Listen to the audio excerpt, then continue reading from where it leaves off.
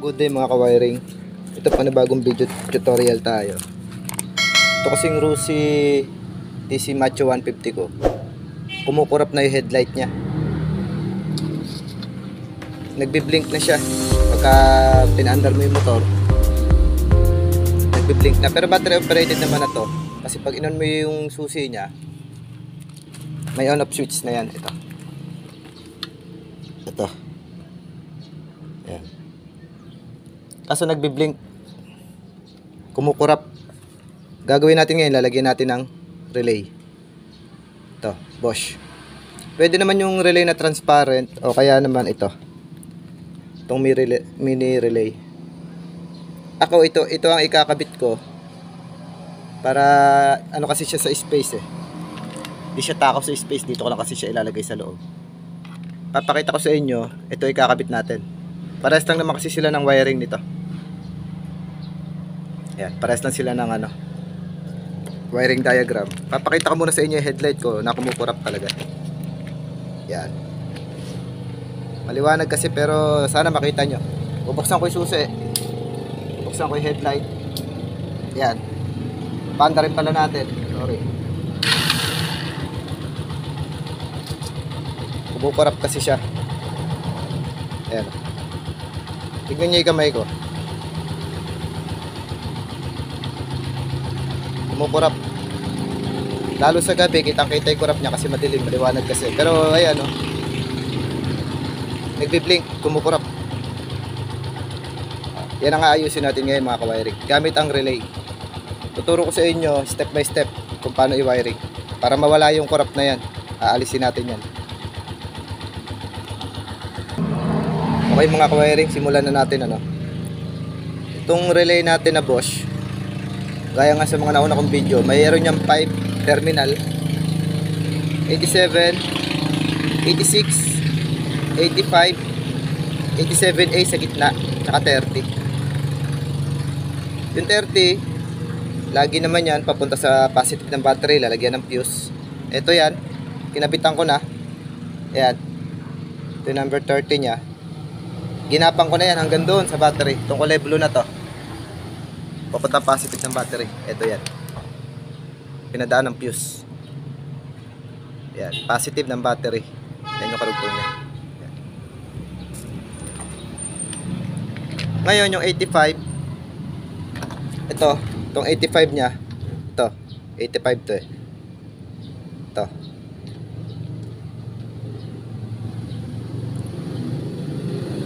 Bunutin natin. Ay sorry, 86 pala, sorry, 86. Sabagay, kahit naman magkabaliktad yung 85, 86, ala naman problema yan kasi trigger naman yan. 86 papunta ng negative ng battery. Ayan.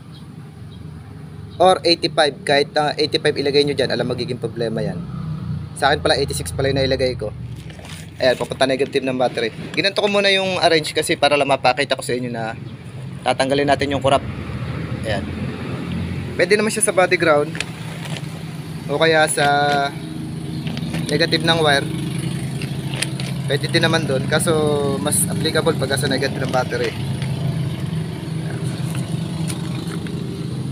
86 or 85 negative battery or body ground, battery negative ng battery, harness pwede.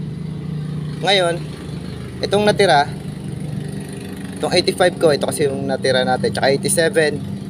Ayan. Dito natin ngayon siya ikakabit mga ka-wiring. Sa Rusi Macho 150 blue na may stripe na white. Saan yan?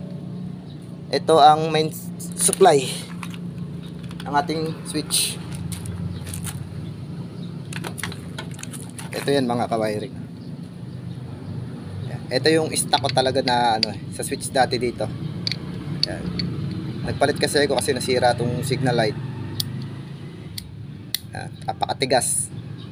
Nilinis ko na rin yung loob niyan dati, di rin ayos. Pinalitan ko. Ito yan mga ka-wiring. Ayun, sa gitna. Blue na may stripe na white. Ito yan, tatlo yung wire niyan. Ayan sa loob. Yung puti, high, low, high, yung blue. Kasi ito stripe na may white. Ito dati yung nakarugtong dito. Yan, naiba na kasi yung kulay dito eh. Kasi iba na yung dun sa ito ko. Iba na kasi switch na nabili ko nun eh. Pero ito rin yan. Kasi ito naman karugtong, papunta yan dito. Dito naman yan sa switch nito. Pag binuhay mo yan, magkakasupply yun. Hindi na kasi kita, nasa pinakailalim siya eh. Magkakasupply yan doon sa loob. Pero ito yan oh.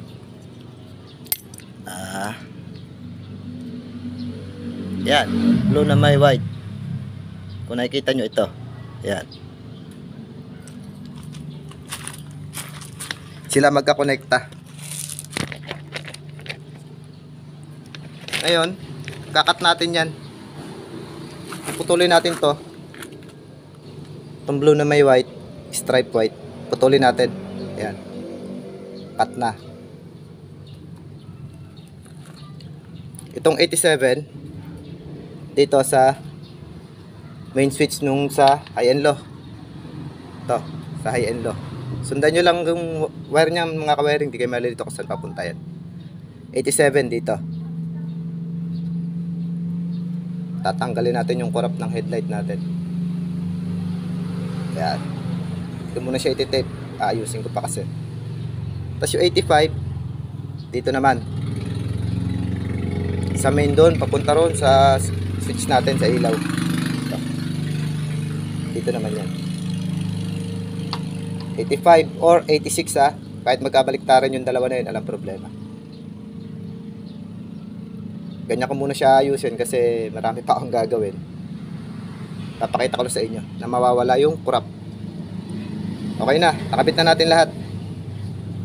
Ulitin ko. 30 positive ng battery, lalagyan ng fuse. 85 or 86 kahit magkabaliktaran, alam problema. Sa ground yung isa, 85 or 86. Yung 85 naman dito sa main, sa bukasan ng ilaw. Yung 87 doon papunta sa main ng high and low. Buksan na natin. Yan na. Patayin ko muna. Buksan natin. Nakabukas kanina eh. Panda rin natin. Pakita natin sa inyo. Nawala na yung corrupt.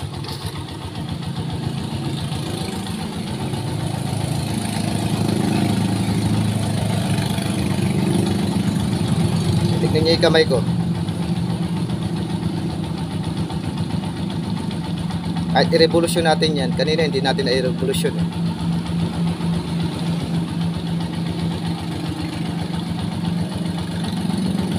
Nag-steady na siya. Nawala na yung corrupt niya. Kahit i-high natin pala yan. Hindi pala natin napakita kanina yung high niya. Kaya puti.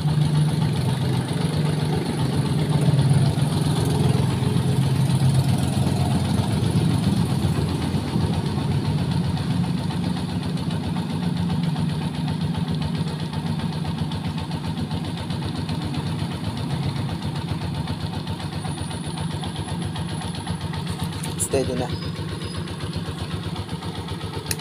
Yan.